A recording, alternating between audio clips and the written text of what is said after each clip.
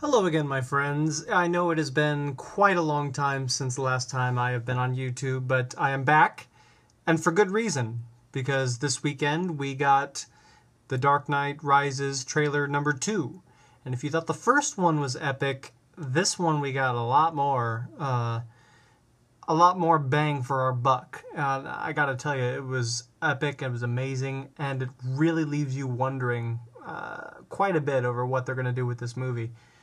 But I'm going to do my best to try to sound as logical, I guess you could say, because I'm so excited to see this movie. But at the same time, I'm a bit sad because this is going to be the last Nolan movie that we're going to get. Maybe he'll produce another one after the third, but we don't know. And, you know, Tim Burton produced Batman Forever, but it was anything but a Tim Burton Batman movie. But anyway, that aside, this trailer was simply awe-inspiring. It's one of the biggest reasons why I saw Sherlock 2 this weekend. And in case you're wondering, I haven't seen the prologue yet, but I know what happened in the prologue. I mean, how can you not, with everybody talking and getting excited about it? But I'm not going to really talk about that. But if you've seen the trailer, the prologue's not going to spoil anything, because the trailer gives away so much more from what I understand.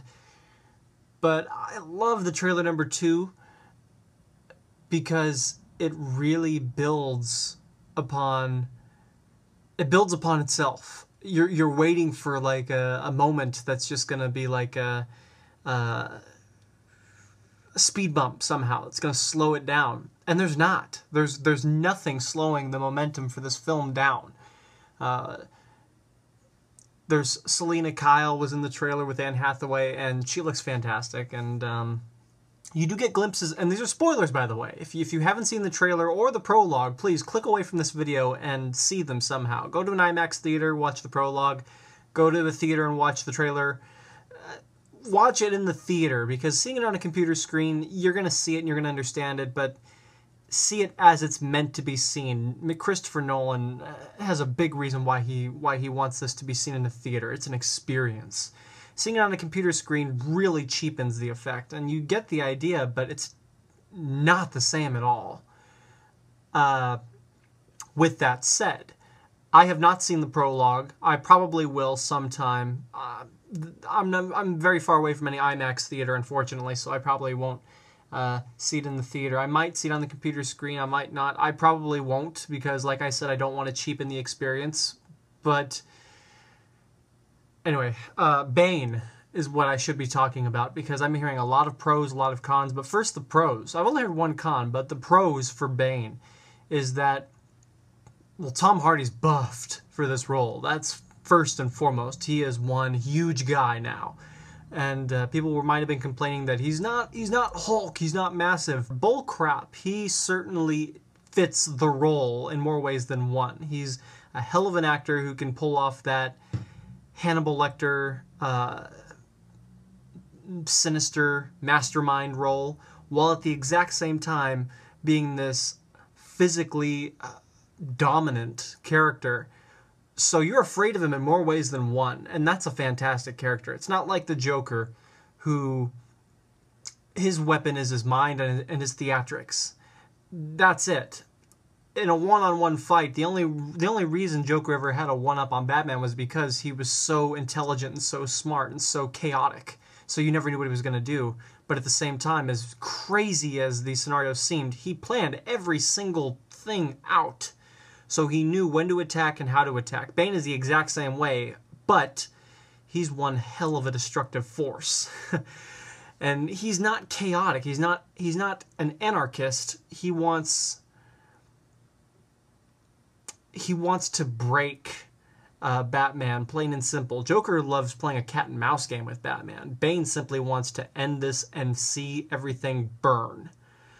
He's like Ra's al Ghul's ultimate weapon. He's his weapon of mass destruction, if you will. And I think that's how they're going to play it off. I think that's how it's tied with Ra's al Ghul, is Bane is like this huge force that comes in to destroy Batman and destroy Gotham once and for all. Maybe they were holding back on letting him go because when you let him go, it's like opening Pandora's box with Bane. I don't know.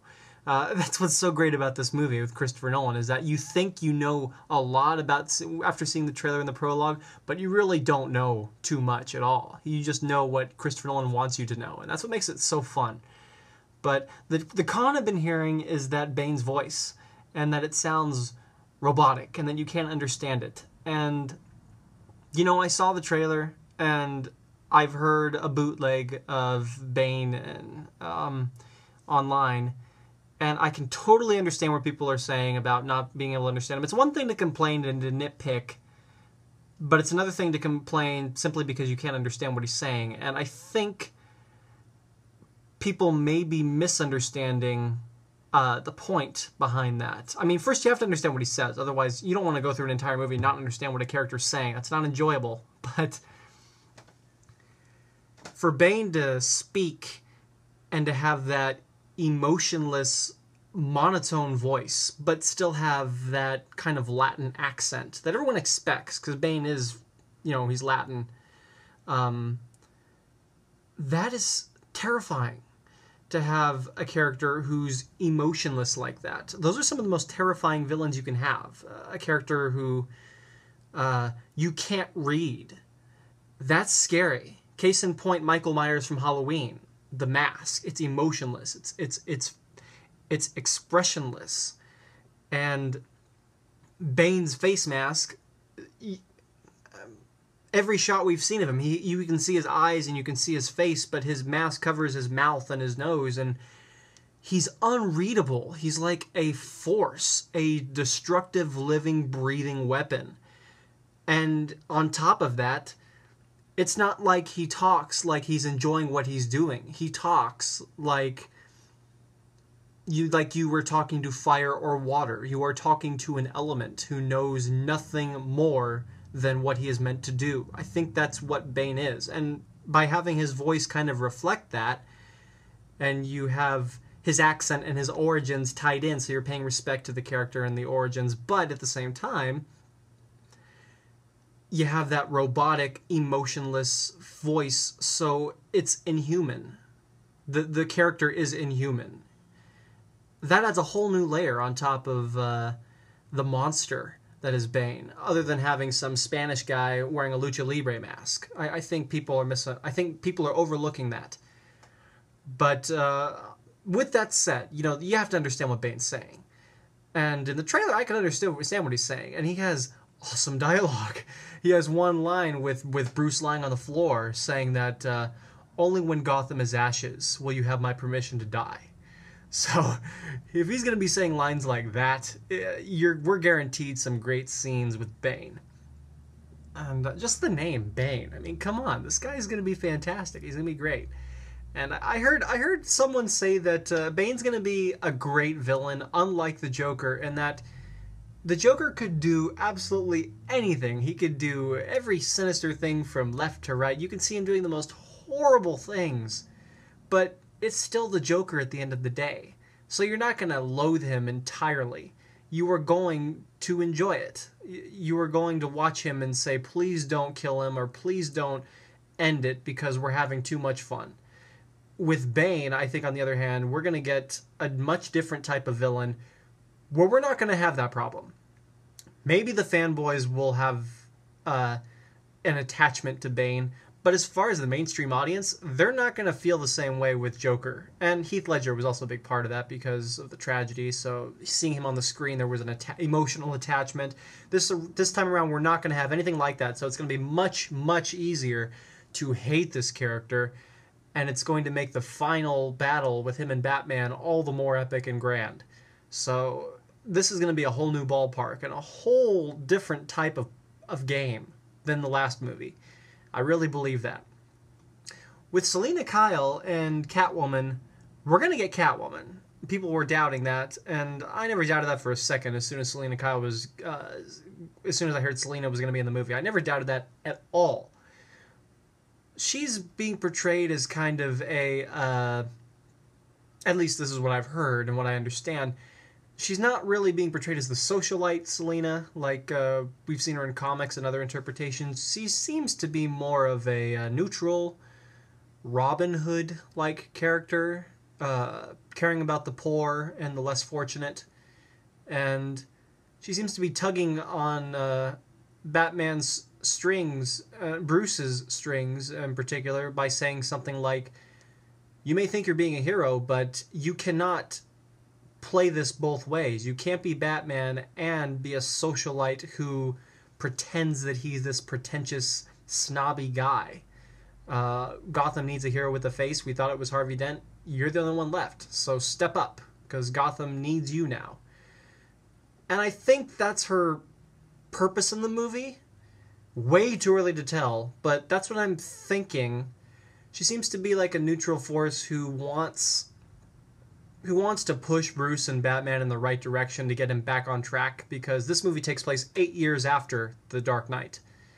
And that's a long time. There's so many things you can do with that much time spent between one movie to another. It's like a Star Wars movie almost. It's crazy. So Selina's going to be really interesting. I really am not sure what she's going to do. Yeah, I'm sure Anne Hathaway's going to be great. And they're going to play off each other well. And Christian Bale's, I mean, he's going to be fantastic. Honestly, I'm kind of hoping that maybe they won't, because it's so epic and grand, they won't have time to do this, but all of the fanboy complaining and bitching about Batman's voice, grumbling and growling, sounding like he has throat cancer. At first I was thinking maybe Alfred would make like a small crack about it, like, or maybe something. But, you know, I'm seeing these trailers and I'm realizing that is such a small complaint, a small problem, that the movie isn't going to even address something that stupid and that insignificant, because they want to make this the most grand finale they possibly can, and to cheapen it by addressing that small issue that fanboys had with the last movie would greatly dampen the power of the movie, and it'd be like the director kind of giving up some of his power to tell his story by addressing the fanboys' issue.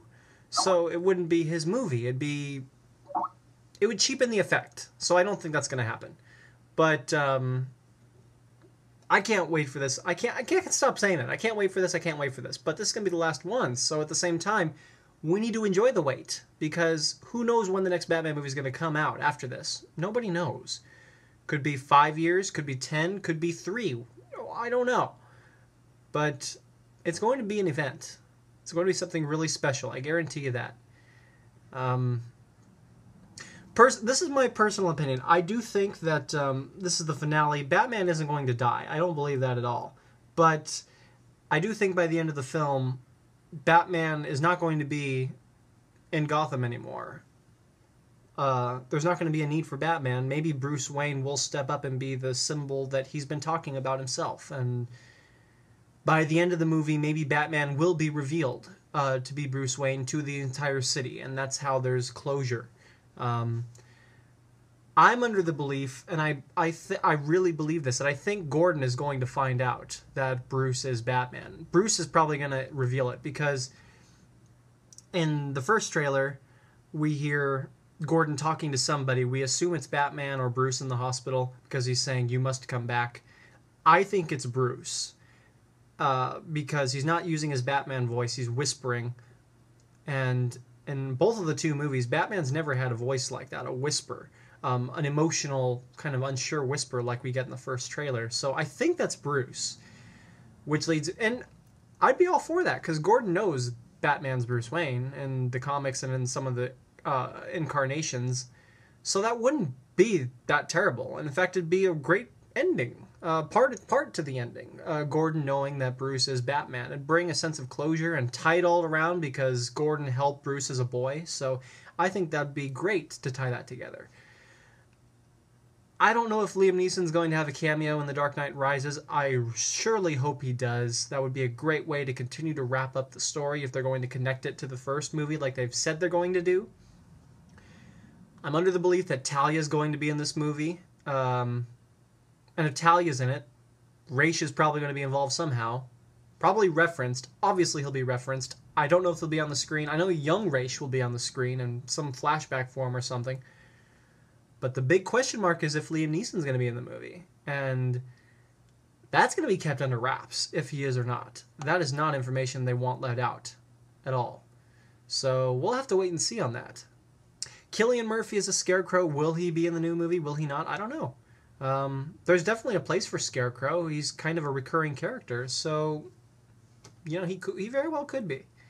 Won't break my heart if he's not. Scarecrow isn't my favorite Batman villain, but I love Cillian Murphy. I love the Scarecrow, so I'd be happy to see him back on the screen. But the screen's pretty crowded at this point, so he's not going to have a major role. If he is on there, it's going to be another cameo. There's plenty of room for more characters, and I can't wait to see what they're going to do. Jeremiah Arkham probably won't be in the movie, but Arkham Asylum definitely is going to play a role. Anyway, those are my thoughts. As you can tell, I'm just excited and I wanted to get my thoughts out there. But what do you think? What do you want to see? What do you not want to see? What did you originally think that now you're not sure about? Let me know. It'd be great to get some conversations going. So I'm Silver Lightsaber, and I'll talk to you later.